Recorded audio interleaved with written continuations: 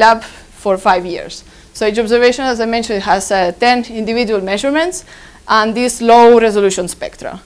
So this is the broadband for these measurements, and the blue and red correspond to these low resolution spectra in the, well, this is pixel and this is number of counts. This is not wavelength. So basically you have a rough idea how the source looks like.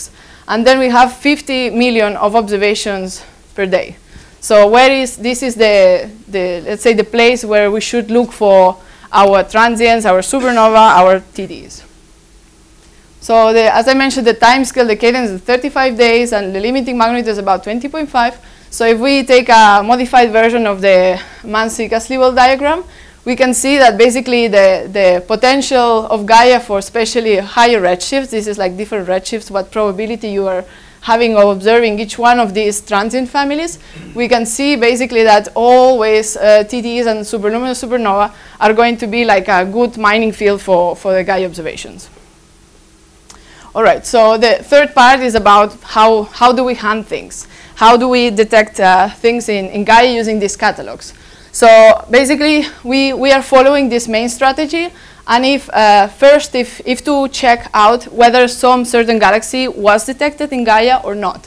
So if it's not been detected, even if it's in Sloan, for example, you can see that the galaxy is there, but Gaia is optimized for point-like sources. So it will sort of ignore all kind of disky galaxies. So basically, if it's not detected, we just will detect the transient if it's bright enough. And that's it. It will be orphan in Gaia, although it may have some sort of host galaxy somewhere else. And if the galaxy is detected, that is our point of interest. So then we can simulate some data using tools that the Gaia team has developed for the instrumental on-board detection. And we can use like bulges with different radii, like this would be like 4 effective radii 4 arcseconds and different magnitudes. And we can simulate an average detection probability.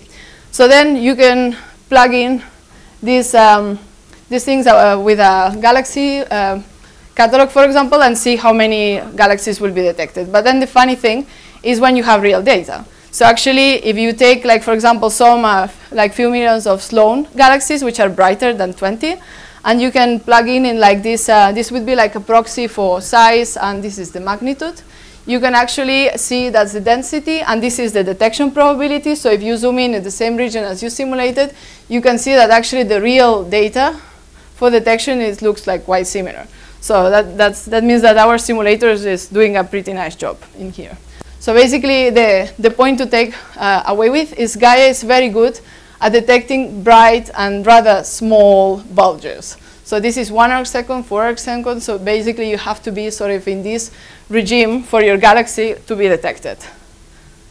So if we want to go a bit deeper, then we can plot the Gaia detectability of galaxies in the U minus R color, and this is the magnitude. So basically, if we assume that blue and red galaxies are separated by this cut and 2.2 magnitudes, then basically here we have the red sequence of galaxies, so more like ellipticals, and here we have disky galaxies. So then we have like Gaia is doing a great job for ellipticals, but it's not doing such a great job for spirals because they are more spread out, and for Gaia it's harder. But then we can see that actually there is this little bit fraction of galaxies which are detected, and if we go to a spectroscopic version of it, so this is the color is the redshift, and it's the same U minus R and R model, we can see basically all this fraction that Gaia is detecting. Actually, these guys are very low redshift galaxies, so probably these are like pseudo bulges of spiral galaxy. So actually, Gaia will detect red elliptical galaxies and blue bulges, let's say, nearby bulges. So then the next thing, if we know that if galaxy is detected, is whether the supernova generates a new object close to the galaxy bulge. If we can resolve this, actually, the supernova. So for that, we are using simulations, again, with the Gaia instrumental simulation. And we're simulating how the objects are detected and how these windows are positioned around the sources. And we are using different like bulge magnitude, radius, different supernova magnitudes, and the angular separation between the two sources. So these are the results. For supernovae, which let's say are very, very bright, so 3 magnitudes brighter than the bulge, we can resolve them even like 0.1 arc seconds close to the bulge or a bit farther. But the point to take away is that for about 0.3 arc seconds, we will resolve about 90% of all supernovae, even like at fainter magnitudes. So that is very, very nice, because we know that with Gaia, we will be able to resolve supernovae which are very nearby, even though in optical surveys they may be very, very, well, sort of piled up one on top of each other. And the final step, if this object has been created, it's a new source, it's fine. But if it has not been resolved, then it's an old source which is varying in magnitude. And then we can set up like some limit on how much the magnitude of the old source is varying to detect this variation, not as intrinsic light curve dispersion, but rather like a real event on top of the galaxy. And these again are the results. So basically, if you have the galaxy plus the supernova on top, which has not been detected, and we are placing, let's say, our detection limit at 0.5 magnitudes, we can see that our supernova actually, or TD, actually needs to be between 1 and 2 magnitudes brighter than the bulge is. So starting from this point, we will actually detect them. If it's lower, we will assume that like some intrinsic variation of the bulge, and we will discard it. But that's at the moment. And basically, the supernova also gets some boost, let's say, in the detected magnitude because of being close to a bright bulge. So, guys, as I mentioned, the background subtraction is very, very limited. So actually, we are not doing difference imaging or anything like that. So basically, our supernovae are going to be much brighter, or will appear much brighter if they're close to bright bulges. I mean, this is a bit of a problem, but it's also a good thing. That means that with a limiting magnitude of 20, there will be more supernovae actually scattered into the detected regime. And the first, well, if we plug all these parameters into like a galaxy catalog, and we run the Gaia simulation, and we check how many objects were detected using this search, actually we can see that if we are using some, let's say, light curves from Leotard, for example, the light curves from Pan-STARRS events, or like some theoretical light curves for our TDs and Short's TD rates, then we can see that, well, for TDs that are like, let's say, 1 magnitude fainter than their bulges, it will be like 30% detection. For TDs that are 2 magnitudes fainter than their bulges, will be like about 50% detection. And this is full sky. So anywhere a TD happens, if it's like 2 magnitudes fainter than their host, we have like 50% of probability to detect it with Gaia, actually. And these are the efficiency in redshift. So those are like different kinds of supernova. We can see that with TD, as they're intrinsically brighter, we could go a bit farther. And then we have this case of contamination. If we have TDs on one side and supernovae on the other side, those are nuclear supernova. So basically, we can have only confusion with type 1a supernova. And the rates that are predicted is like for every year, there will be between like 20 and 30, depending which light curve model are you using in Gaia. And basically, the number of supernova type 1a that are going to be non-resolved in Gaia is going to be about like 40 events. That means that sort of you can actually use some spectroscopic resources to identify this, because that is sort of bearable. It's not like 1,000 to 1 or 100 to 1 the ratio, so it's barely it's fairly similar. So then I would like to conclude with the status of the actual Gaia alert stream. This is our observing map. The blue, the blue regions and these red regions marks the density of observations in Gaia. This is Sloan coverage, and then we can see these white dots are detections that we have published as public sources. This is our first supernovas. You can see it's in the high density region, and basically there is a slight bias maybe because we're doing like intensive eyeballing during the first months. So the highest of the published sources actually have some Sloan environment we could use to actually identify that the source underneath was a galaxy. And well, there is some other detections around, but yeah, this is what we have published so far. If we check the redshifts and the fractions, this nicely agrees with the predictions. But if we look at the distance to the host galaxies, actually there is a sort of a lack of number of supernova or any kind of events, which is like sort of closer than 1 arcsecond. So then one may ask, like, if Gaia is so good, like why we are not detecting anything? Should be like very, very worried, scandalized, you know, but everything has an explanation. And the explanation for this is that the parameters on board for the detection has been slightly tweaked. And they have been adapted to detect fainter sources. If the old parameters were like dropping the detection probability after magnitude 20, the new parameters are standing very high. And that means that while for point-like sources, these are like lens quasars, you are doing like a great job.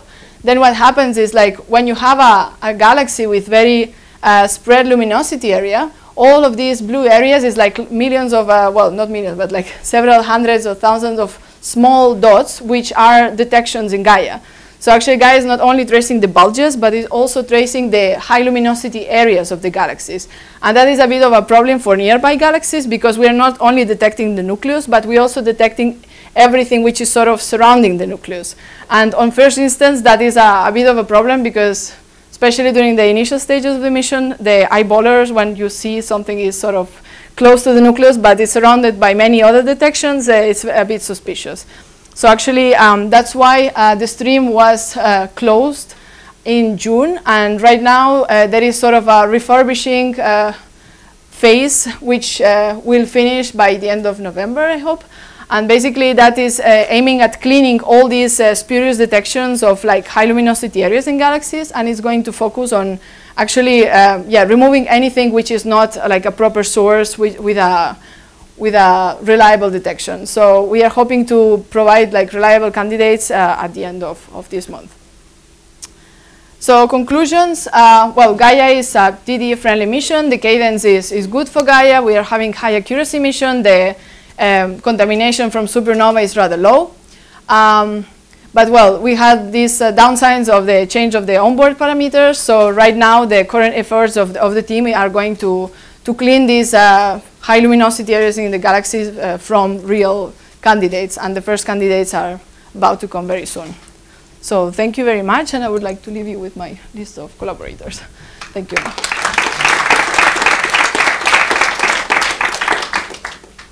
Questions for Nadia? You got a spectroscopic program based on them, or you gonna just? Yeah, we have a Liverpool telescope time, which is for classification. You? Go ahead. What's the chances of getting these low resolution spectra in galaxy centers? Always. I mean, the galaxy center always gets the spectrum, so that's one of the strategies that are going to be implemented. So we will look for variations in the spectral properties of the cores. So we always have a low resolution spectra for every single observations. So then you can just sort of look through how the spectra is varying, and if you see that it's getting bluer, then you may alert. So. Did you simulate the TD spectrum through that? Yes, I did. But does it look anything recognizable? I mean, if they're featureless, then you don't see too much, and like this. Generally, supernova have very, very strong lines, are very broad, so those are very easy to classify even with the low resolution spectra. But for TDs, it's more challenging. I would just look for like maybe like increase in flux in the blue part of the spectrum, and that would be like the easiest way. So my recollection from some of Linda Strube's earlier papers is that if you're at a ground-based survey with seeing of like an arcsecond in the nuclear region, supernovae should outnumber TDs by like a factor of 100 to 1. Like that. Given your much better angular resolution, do you know how much that number goes down? Well, yes, what I mentioned before, we will have like 20 to 30 TDs and about 40 supernova type 1A, which are going to be non-resolved. So they could be confused with tidal disruption. Comparable numbers. Yeah, that's why it's really nice. did I understand correctly that you have 10 images of each object followed, separated by a few seconds, 4 seconds, and you keep all that data? Yes. And then you have the same object about a month later. Yeah, so it's good for very, very short varying events or very long varying events. Another one. So is there any chance to do anything equivalent to image subtraction with the kind of data that Gaia downloads in order to better be more sensitive in galaxy centers? I mean, it's difficult because many times it's 1D data, so it's not like, yeah, like for faint objects, the pixel gets binned in the along scan direction, so actually you have like 1D, like four or five samples, which is a bit difficult to do any kind of image subtraction. Okay, let's thank Nadia again. And we're going to brave on with the program, even though we're a bit late because of